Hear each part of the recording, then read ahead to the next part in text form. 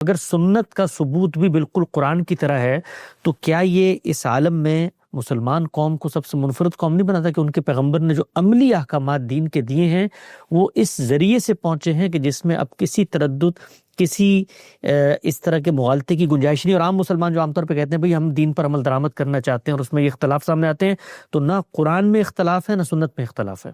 اللہ تعالیٰ نے اگر نبوت کو ختم کیا ہے تو اس اطمینان کے بعد ہی کیا ہے. سبحان اللہ. یعنی اللہ تعالیٰ یہ بتا رہے ہیں کہ لوگوں میں جب تک اختلافات ہوتے رہے، ہم نے پیغمبر بھیجے ہیں، ہم نے ان کے ساتھ کتابیں نازل کی ہیں، ہم نے ان اختلافات کو ختم کرنے کے لیے اپنی ہدایت نازل کی ہے. پھر ایک وقت ایسا آیا کہ رسالت مآب صلی اللہ علیہ وسلم پر نبوت ختم کر دی گئی. رسالت مآب کی نبوت کے بارے میں اسی وجہ سے یہ ضروری ہے کہ اس کے لوازم کے ساتھ اس کو مانا جائے، یعنی تینوں چیزیں مانی جائیں. یہ بات کہ اللہ تعالیٰ کے آخری پیغمبر کی حیثیت سے آپ نبی بھی ہیں، رسول بھی ہیں. آپ پر نبوت ختم ہو گئی ہے. آپ کی دعوت، آپ کی لائی ہوئی ہدایت الی الخلق ہے، یعنی پوری دنیا کے لیے ہے. دنیا میں جہاں جہاں انسان موجود ہے، جہاں جہاں قیامت تک وہ آئیں گے، وہ سب اس کے پابند ہیں کہ وہ پیغمبر سے ہدایت پانا چاہیں تو محمد الرسول اللہ کی طرف رجوع کریں. تو اس لحاظ سے گویا اللہ تعالیٰ نے پورا اہتمام کیا ہے کہ کوئی اختلاف باقی نہ رہے، اور یہ اسی اطمینان کی بنیاد پر اعلان کر دیا ہے کہ اب نبوت ختم کر دی گئی ہے کہ اللہ تعالیٰ کی ہدایت بھی اتمام کو پہنچ گئی اور اللہ کی حجت بھی اتمام کو پہنچ گئی. تو دونوں چیزوں کے بعد اب اس کی ضرورت باقی نہیں رہی کہ پیغمبر آتے رہیں. یہ ہدایت کس صورت میں ہے؟ قرآن مجید کی صورت میں ہے، سنت کی صورت میں ہے. یہ دونوں چیزیں ایک ہی طریقے سے منتقل ہوئی ہیں. یعنی مسلمانوں نے یا صحابہ کرام کی جماعت نے اس کو اخذ کیا اور اس کے بعد دنیا والوں کے لیے اس کی شہادت دی ہے. یہ بات بھی قرآن نے بیان کر دی ہے. یعنی یہ ہدایت کیسے آئی ہے، یہ بتایا ہے کہ یہ اللہ کی ہدایت ہے. یہ بتایا ہے کہ اللہ کی یہ ہدایت جبریل امین لے کے آئے ہیں.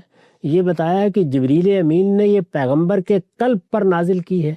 پھر یہ بتایا ہے کہ پیغمبر کے قلب تک پہنچنے میں ہم نے پہرے لگا دیے تھے، اس میں کوئی دراندازی نہیں ہو سکی.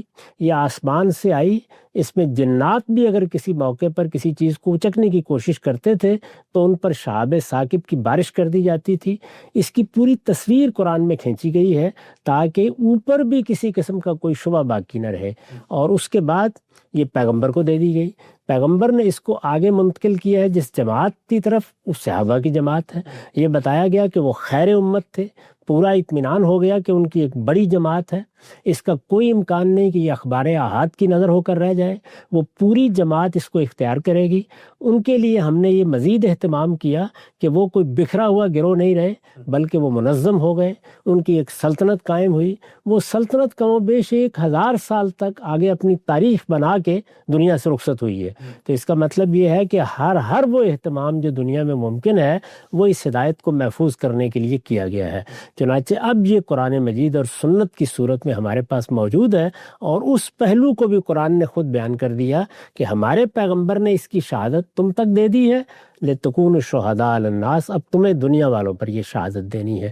تو اس طرح یہ آئی کیسے ہے، یہ کس طرح ملی ہے، یہ ہم تک کس طرح پہنچی ہے، کن لوگوں کی ذمہ داری تھی، ان کے بارے میں ہم نے کوئی تحقیق کرنی ہے؟ نہیں، اللہ نے خود ان کے بارے میں شہادت دے دی ہے. لہٰذا کسی قسم کے ابہام کے بغیر یہ ہم تک پہنچ گئی ہے، اور دونوں یعنی قرآن بھی اور سنت بھی.